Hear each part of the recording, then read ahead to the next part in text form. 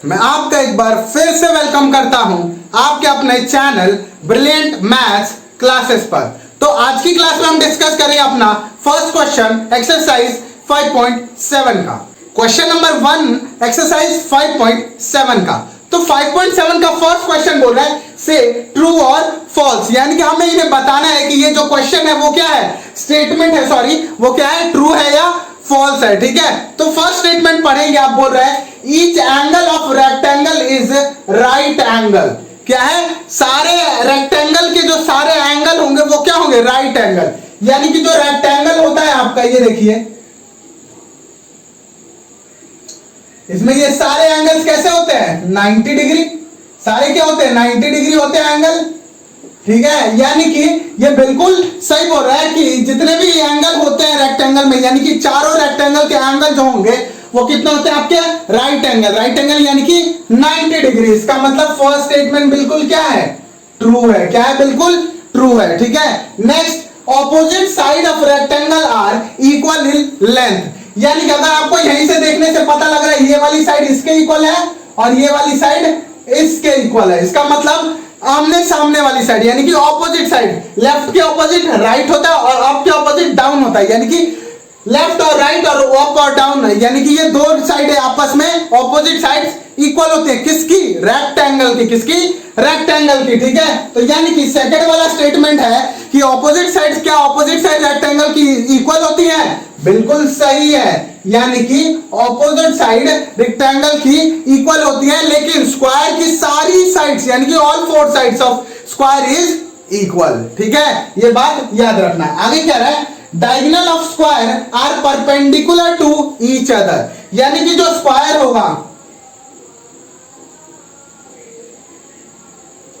तो स्क्वायर में जो डायगोनल होते हैं वो क्या, एक दूसरे के परपेंडिकुलर होते हैं। बिल्कुल सही बोला इसने, बिल्कुल सही। आपको पता होना चाहिए कि जितने भी डायगोनल्स यानी कि जो दोनों डायगोनल्स होते हैं स्क्वायर में, वो दोनों आपस में परपेंडिकुलर होते हैं। क्या होते हैं, परपेंडिकुलर होते हैं, और ये एक दूसरे को 90 डिग्री पे कट करते हैं। कितने पे, 90 डिग्री पे बाइसेक्ट करते हैं। ठीक है, इसका मतलब सेकंड स्टेटमेंट भी बिल्कुल ट्रू है। क्या है, सेकंड स्टेटमेंट ट्रू है। ठीक है, नेक्स्ट स्टेटमेंट बोल रहा है all side of rhombus are equal in length.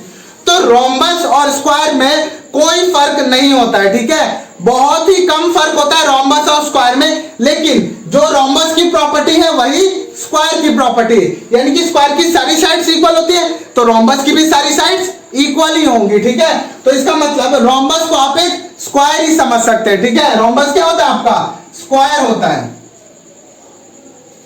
ठीक है, रोम्बस क्या होता है आपका, स्क्वायर ही होता है। उसकी भी प्रॉपर्टी और स्क्वायर की प्रॉपर्टी दोनों प्रॉपर्टी सेम होती है। ठीक है, तो यानी कि स्क्वायर की सारी साइड्स इक्वल होती है तो रोम्बस की भी सारी साइड इक्वल होगी। तो इसने कहा कि all sides of rhombus are equal in length. बिल्कुल सही बोला इसने कि रोम्बस की सारी साइड्स लेंथ में इक्वल होती है। क्या होती है, लेंथ में इक्वल होती है। ठीक है, नेक्स्ट बोल रहा है all side of parallelogram is equal in length. क्या बोल रहा है कि क्या सारी साइड्स पैरेललोग्राम की इक्वल होती है। पैरेललोग्राम बना लेंगे सबसे पहले। ये देखिए, तो अगर आप कहीं से देखें तो क्या ये दोनों साइड इक्वल लग रही है, नहीं, बिल्कुल भी इक्वल नहीं होती है। ठीक है, स्क्वायर और रोम्बस की सारी साइड्स इक्वल होती है और बाकी किसी की भी सारी साइड्स इक्वल नहीं होती है। ठीक है, तो इसने बोला कि क्या पैरेललोग्राम की सारी साइड्स इक्वल होती है, तो यहां क्या आएगा, फॉल्स। किसकी इक्वल होती है, रोम्बस की सारी साइड्स और स्क्वायर की सारी साइड्स इक्वल होती है। ठीक है, नेक्स्ट और लास्ट पार्ट बोल रहा है opposite sides of trapezium are parallel. क्या ऑपोजिट साइड ट्रेपीजियम की पैरेलल होती है। चलिए तो ट्रेपीजियम बनाएंगे सबसे पहले।